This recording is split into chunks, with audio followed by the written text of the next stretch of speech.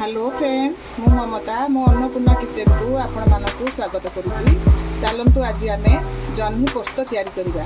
मो वीडियो जदि आपण को भल लगे ताले लाइक शेयर कमेंट करने को भूलें। Thank you. जह्नी पोस्त मुझे हाफ केजी जह्नी को बड़ बड़ साइज काटी देछि। गोटे पियाज काटी आउ दीटा बड़ आलू नहीं आउठी जीरा पोस्त आउ अदा रसुण आउ पेस्ता बादाम 4-6टा खंड पेस्ता बादाम को भल भाव टे पेस्ट कर देछि। गोटे टमाटर नहीं। चलतु एबे आमे जह्नी पोस्त तैयारी करवा। एबे मु 4 चामच खंडे सोरिष तेल पकईछि। तेल आमर पूरा ताती गलानी। एबे आमे एथिरे गोटे हाफ चामच खंडे फुटण पकईबा।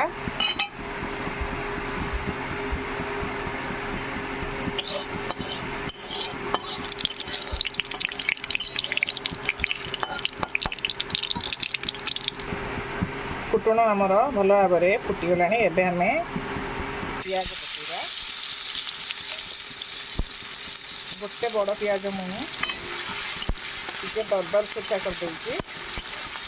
पियाजटा टिके भल भाव में भाजी हो गले से आमे लंका गुंड हलदी गुंड पकईबा। टिके आमर पियाजटा भल भाव में भाजी हो जाओ। पियाज आमर भाजी आसलानी।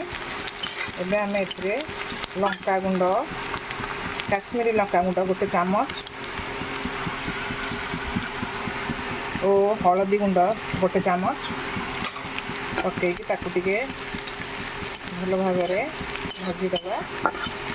टिके भल भाव में भाजी हो गले एथिरे आमे बाटिकी रखिथिबा मसला जो जीरा पोस्त अदा हाफ इंच अदा 2 चामच पोस्त और 4-5टा खंडे आलमंड को मुझे भल भाव में बाटी देछि। आपण चाहिए भी चारू मगज पकई पारे। एबे आमे चलतु मसला पकईबा। आमे एथिरे वर्तमान बाटिकी रखिथिबा मसला पकईबा। मसला को टिके भल भाव में आमे भाजी दबा।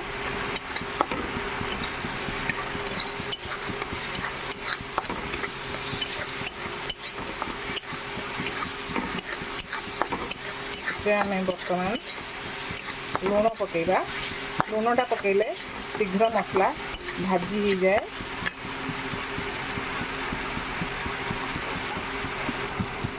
देखंतु आमर मसला भाजी आसलानी। एथिरे आमे लुण पकईदबा जहाँ फल पूरा भल भाव में भाजी हो। एठी मु गोटे चामच लुण पकईछि।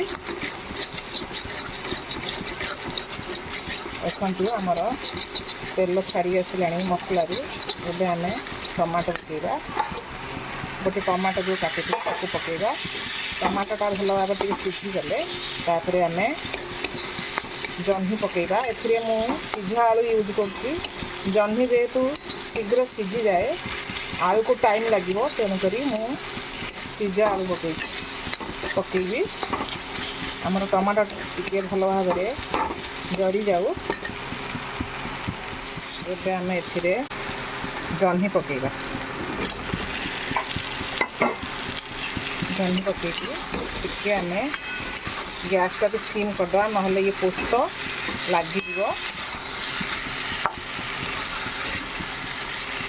टिके ढांकी दबा।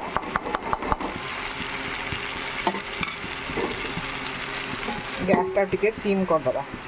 2000 years later चलतु देखा आमर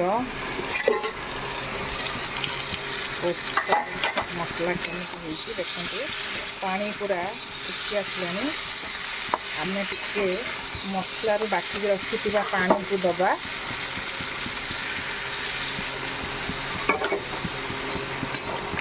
लगी जीवन हले मसला। एबे आमे सीझा आलू दबा।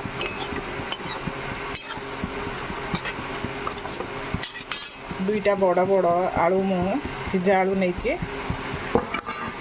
सीझा आलू को भल भाव ताकू मिसई देकी पुणी 5 मिनिट आम मीडियम ଜାଳରେ ତାକୁ କଷିବା। ହାଇ ଜାଳ ଦେବେନି, ମସଲା ପୋଡ଼ିଯିବ। ମିଡ଼ିୟମ୍ ଜାଳ ଦେବେ। ଘୋଡ଼େଇ ଦେବା। ଜାଳଟା ଟିକେ ମିଡ଼ିୟମ୍ କରିବା। ଚାଲନ୍ତୁ ଦେଖିବା ଆମର ଜହ୍ନି ପୋସ୍ତ। ଦେଖନ୍ତୁ ଆମର ଜହ୍ନି ପୋସ୍ତ ପୁରା ପ୍ରିପେୟାର ହେଇଗଲାଣି। ଆଉ ଅଳ୍ପ ସମୟ ଲାଗିବ। ଆଉ ଟିକେ ନାକୁ ଆମେ ଏଥିରେ ପାଣି ଦେବା। ବାଟିକି ରଖିଥିବା ସେଇ ପାଣିକୁ ଟିକେ ଦେବା। ଗ୍ୟାସ୍କୁ ସିମ୍ରେ ବସେଇବା। ୟା ପରେ ପୁରା ଜହ୍ନି ପୋସ୍ତ ପୁରା ପ୍ରିପେୟାର। ଆଉ ଟିକେ ଆମେ 2 ମିନିଟ୍ ପାଇଁ ଘୋଡ଼େଇ ଦେବା। ଦେଖିବା ଆମର ଜହ୍ନି ପୋସ୍ତ କେମିତି ହେଲାଣି। ଦେଖନ୍ତୁ ଆମର ଜହ୍ନି ପୋସ୍ତ ପୁରା ପ୍ରିପେୟାର ହେଇଯାଇଛି।